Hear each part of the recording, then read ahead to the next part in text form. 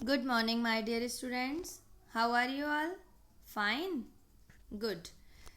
Last class में हमने Hindi literature में चैप्टर 5 तक कंप्लीट कर लिया है। किले का गुप्त द्वार चैप्टर 5 था ना, किले का गुप्त द्वार। और मिड टर्म का अभी पोर्शन में आपको दे चुकी हूँ। ठीक है, आज हम पढ़ेंगे चैप्टर 6 स्टार्ट करेंगे आज। चैप्टर 6 में क्या दिया हुआ है? नूतन ज्ञान का आनंद। बहुत ही अच्छा चैप्टर है। आप लोग सब ध्यान से पहले एक बार चैप्टर को समझ लीजिए, इसके बाद चैप्टर रीड करेंगे आप लोग। देखो, स्वामी राम तीर्थ इनके बारे में लिखा है इसमें। आप सबने इनका नाम सुना है ना। स्वामी राम तीर्थ क्या थे? आधुनिक भारत के विख्यात योगी और संत थे। सभी को पता है कि ये योगी भी हैं और संत भी हैं। उन्होंने विदेशों में भारतीय संस्कृति का प्रसार किया। इनने क्या किया था? विदेश जाते थे ये और भारतीय संस्कृति का प्रसार करते थे। एक बार स्वामी राम तीर्थ ने क्या सोचा कि देशाटन के लिए जापान निकले। देशाटन क्या होता है? देशाटन मतलब देश देश में जाकर देश देश घूमना, अलग अलग देशों की यात्रा करना। तो एक बार स्वामी राम तीर्थ देशाटन के लिए कहाँ पर गए? जापान गए। वो समुद्री मार्ग से जापान जाते थे। उनको समुद्री मार्ग से जाना पसंद आता था। यात्रा के दौरान क्या हुआ? समुद्री जहाज पर जब वो पहुंचे तो उनने देखा एक वृद्ध आदमी है, वृद्ध जापानी पुरुष। उसको उनको देखा, स्वामी जी को। किनको देखा? स्वामी राम तीर्थ जी को। तो स्वामी राम तीर्थ जी ने देखा कि ये व्यक्ति तो बहुत ज़्यादा वृद्ध हो चुका है। वृद्ध मतलब एजेड है, बूढ़ा है। तो वो बिल्कुल पुरातन पुरुष जैसा दिख रहा है। पुरातन मीन्स क्या होता है? पुरातन मीन्स होता है बहुत ही पुराना, मतलब ओल्ड, एकदम बुजुर्ग, बहुत ज़्यादा कहना चाहिए। और बहुत दुर्बल भी था। हाथ पांव भी कँप रहे थे। दुर्बल मीन्स कमज़ोर था। उनके नेत्रों की ज्योति भी क्षीण हो गई थी, मतलब वो ज़्यादा दूर का देख भी नहीं पाते थे। फिर वृद्ध व्यक्ति एक युवा विद्यार्थी की भांति अध्ययन में रत था। फिर भी वृद्ध होने के बाद भी वो जैसे छोटे छोटे बच्चे पढ़ाई करते हैं ना, वैसे वो पढ़ाई कर रहे थे। तो वृद्ध व्यक्ति को प्रयत्नशील देखकर स्वामी जी को आश्चर्य हुआ। वो वृद्ध व्यक्ति के पास में गए और स्वामी जी के आश्चर्य का ठिकाना नहीं रहा। उनको बहुत आश्चर्य हो रहा था। उनने जब ये देखा कि बाप रे, ये तो ना खड़े हो पा रहे हैं, एकदम वीक हैं, फिर भी ये वृद्ध व्यक्ति क्या चीनी भाषा सीख रहे हैं। तो क्योंकि चीनी भाषा अपने विश्व की सबसे जटिल मीन्स कठिन भाषा है, कठिन लैंग्वेज है ये, है ना, इजी नहीं है। इस भाषा को सीखने के लिए बहुत समय लगता है, कई वर्ष लग जाते हैं।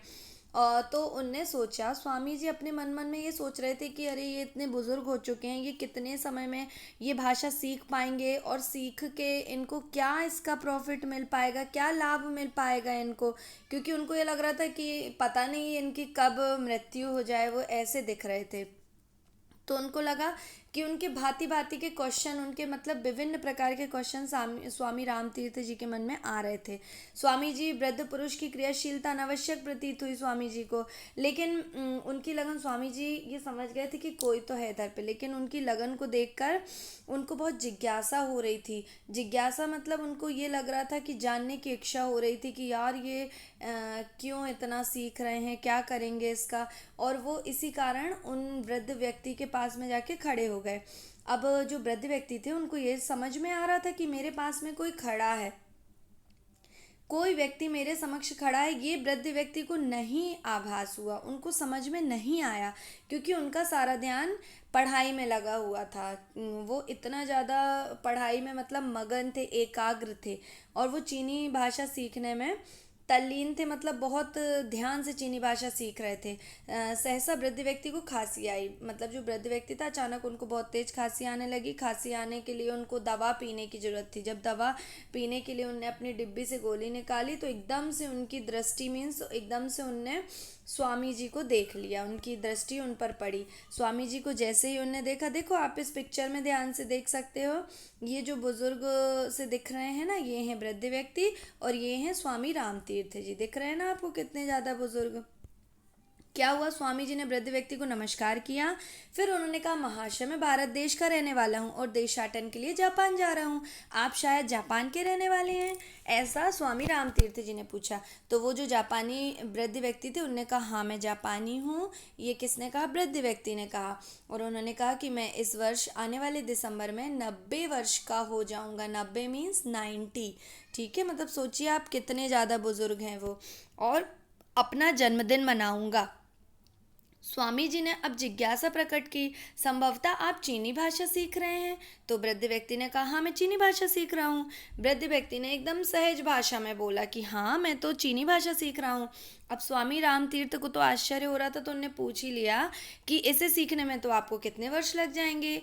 यदि आपने 8-10 वर्षों में चीनी भाषा सीख ली तो इसका उपयोग आप कब और कैसे कर पाएंगे? तो यह सुनकर वृद्ध व्यक्ति के झुर्रियों वाले मुख पर क्या हुआ, मुस्कान सी आ गई और उन्होंने स्वामी जी से पूछा कि तुम्हारी उम्र क्या है? तो स्वामी जी ने उत्तर दिया कि मेरी अवस्था तो लगभग 30 वर्ष की है।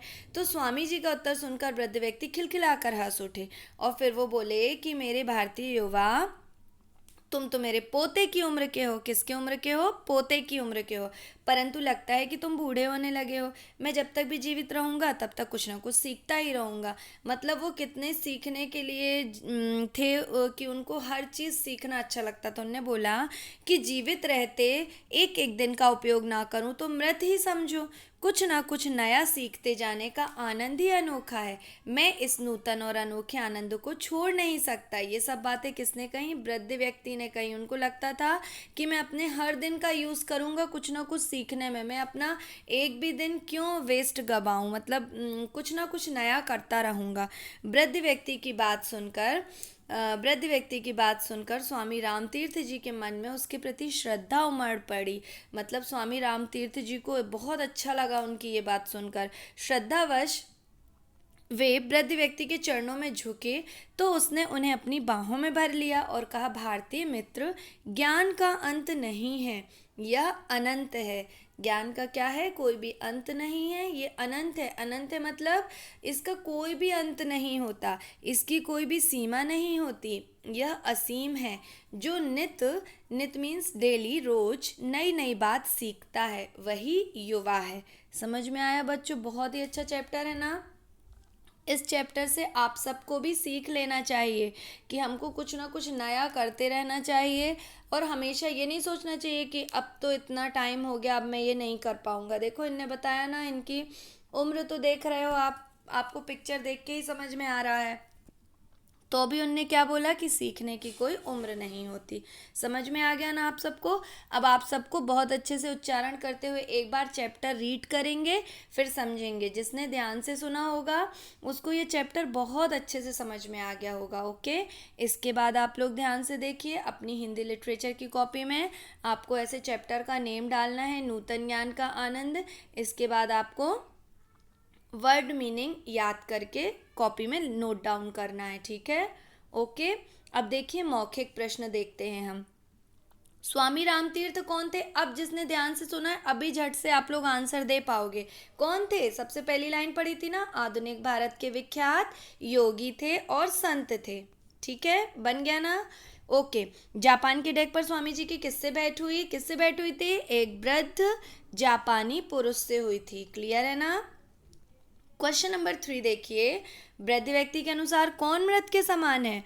जो व्यक्ति जीवित रहते हुए एक एक दिन का उपयोग नहीं करता वह वृद्ध व्यक्ति के अनुसार मृत के समान है। क्लियर हुए ये आंसर्स आपको? अब देखिए लिखित क्वेश्चन आंसर्स, लिखित प्रश्न है आपकी बुक के। स्वामी जी देशाटन क्यों करते थे? देशाटन की मीनिंग अभी मैंने क्या बताई? देश देश की यात्रा। स्वामी जी विदेशों में भारतीय संस्कृति को लोकप्रिय बनाने के लिए देशाटन करते थे। वो विदेश जाते थे, कई देशों की यात्रा करते थे। क्यों करते थे? जिसमें अपनी भारतीय संस्कृति को वो लोकप्रिय बना सके। क्लियर है? इसके बाद देखिए, वृद्ध व्यक्ति की अवस्था का वर्णन करो। तो हम यहाँ पे वर्णन करेंगे। वृद्ध व्यक्ति क्या था?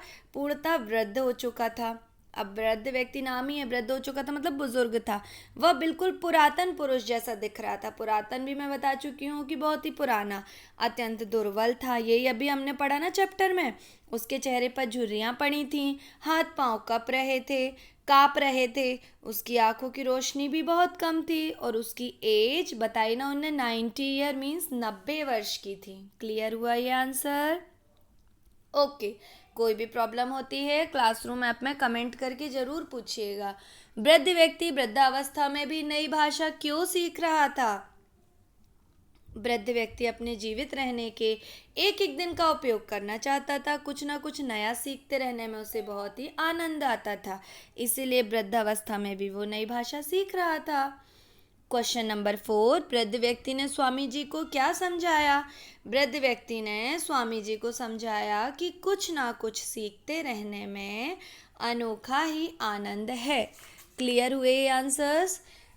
मुझे यदि आप लोगों ने ध्यान से सुना होगा तो मैं ये क्लियर बता सकती हूँ कि ये सारे आंसर्स आप लोग जैसे ही मैं क्वेश्चन कर रही थी तो आपके दिमाग में आ रहे होंगे। ठीक है, इतना समझ में आया सभी को? अब हम इसकी एक्सरसाइज करते हैं। ओके, अब क्वेश्चन नंबर 3, एक्सरसाइज 3 हम देखते हैं। कोष्टक के उपयुक्त शब्दों पर सही का निशान लगाइए। देखो बहुत इजी है। स्वामी जी कौन थे? योगी थे या वियोगी थे? योगी थे। ओके, स्वामी जी देशाटन करते थे। देशाटन मतलब देश देश की यात्रा। स्वामी जी जापान की यात्रा पर निकले थे। वृद्ध व्यक्ति की अवस्था 90 वर्ष की थी। स्वामी जी को उसकी क्रियाशीलता कैसी लगी? अनावश्यक प्रतीत हुई। क्लियर है? अब देखिए एमसीक्यूज। सही बात पर सही का चिन्ह लगाइए। स्वामी जी ने जापान कौन से मार्ग से जाना पसंद किया था? समुद्री मार्ग से जाना। वृद्ध व्यक्ति कौन सी भाषा सीख रहा था? कौन सी सीख रहा था? चीनी। क्लियर है ना? जो नित नई बातें सीखता है वही युवा है। इस कथन का सही आशय क्या है? कि नए ज्ञान के प्रति ललक रखने वाला व्यक्ति युवक के समान होता है। ओके, अब देखिए भाषा बोध। भाषा बोध तो बिल्कुल इजी है। भाषा बोध के क्वेश्चंस में निम्नलिखित वाक्यों को शुद्ध करना है। मतलब अशुद्ध वाक्य कुछ कुछ दिए हैं, आप पढ़ोगे तो बिल्कुल अच्छे से आपसे खुद बन जाएगा। तुम मेरा पोता की उम्र के हो। क्या हम ऐसा बोलते हैं? हम बोलते हैं ना कि तुम मेरे पोते की उम्र के हो। उसने उन्हें अपने बाह में भर लिया। उसने उन्हें अपनी बाहों में भर लिया। बन जाएगा ना ये आपसे? तो ये देखो पूरे मैंने 5 6 हैं जितने, तो पूरे 6 के पॉइंट दिए हुए हैं, आप देख के कर लीजिएगा। इसके बाद है भाषा बोध का सेकंड क्वेश्चन है। उसमें आपको ई प्रत्यय लगाना है। बड़ी ई का प्रत्यय कहाँ लगता है? मैंने पहले भी समझाया आप लोगों को, किसी भी शब्द के पीछे हमेशा प्रत्यय लगता है। अब देखो पहाड़ वाला एक ऑप्शन आपकी बुक में दिया हुआ है उदाहरण। ये पहाड़ के लोग हैं तो पहाड़ में हम ई प्रत्यय लगाएंगे तो पहाड़ी हो जाएगा। ये पहाड़ी लोग हैं, ठीक है, और उसको एडजस्ट करके लिखना होता है। जैसे लोभ करने वाले की निंदा होती है तो इसको हम कैसा लिखेंगे? लोभ में ई प्रत्यय लगाएंगे तो क्या बन जाएगा? लोभी। लोभी व्यक्ति की निंदा होती है। मात्र किताब के ज्ञान से काम नहीं चलता। किताब में ई लगाएंगे तो किताबी। मात्र किताबी ज्ञान से काम नहीं चलता। समझ में आया ना? ये आप पूरे खुद से करेंगे, बाद में फिर इसमें से मैच कर लेंगे। ओके, अब ध्यान से देखिए क्वेश्चन नंबर 3। क्वेश्चन नंबर 3 में क्या दिया है? रंगीन शब्दों में तम प्रत्यय लगाकर रिक्त स्थानों की पूर्ति कीजिए। तम प्रत्यय, प्रत्यय पीछे लगता है। लिखा हुआ है जटिल, तो जटिल में आप लगा दोगे जटिलतम।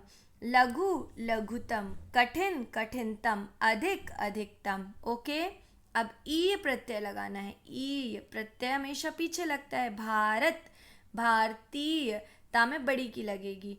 राष्ट्र तो राष्ट्रीय। क्षेत्र क्षेत्रीय। कोश कोशीय, और उसके अकॉर्डिंग एडजस्ट कर देना। जैसे तिरंगा हमारे राष्ट्र का झंडा है तो तिरंगा हमारा राष्ट्रीय झंडा है। इजी है ना?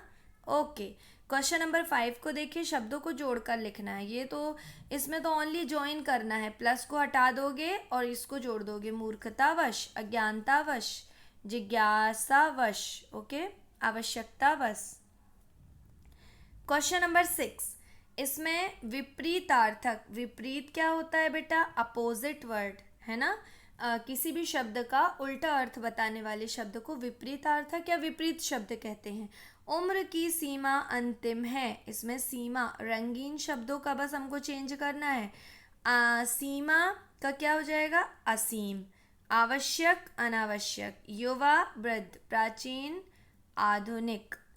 उत्साहित, अब देखो यहाँ अनुत्साहित दिया है तो इसका हम उत्साहित कर देंगे। अंत अनंत।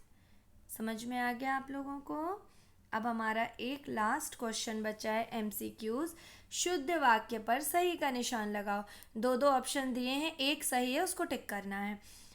तुम मेरे पोते की उम्र के हो या तुम मेरी पोते की उम्र के हो। तो पोते बोलेंगे ना, पोते की उम्र के हो। उसने उन्हें अपनी बाहों में भर लिया, ये वाला राइट है, ये वाला रॉन्ग है, ठीक है। इसके बाद नेक्स्ट देखिए, अहो भाग्य आज आपके दर्शन हुए। इस भाषा को अच्छी तरह सीख लो। नई भाषा सीखने में कितने वर्ष लगेंगे? मैं इस अनोखे ज्ञान को पाना चाहता हूँ। समझ में आ गया सभी को? आज आपका ये चैप्टर कंप्लीट होता है, तो आप सब लोग इस चैप्टर को ध्यान से पढ़ के समझ लेंगे और क्वेश्चन आंसर्स को कॉपी में नोट डाउन करेंगे और एक्सरसाइज पूरी बुक में कर लेंगे। ओके, और कहीं कोई प्रॉब्लम आती है तो मुझसे क्लासरूम ऐप में कमेंट करके पूछेंगे। Thank you.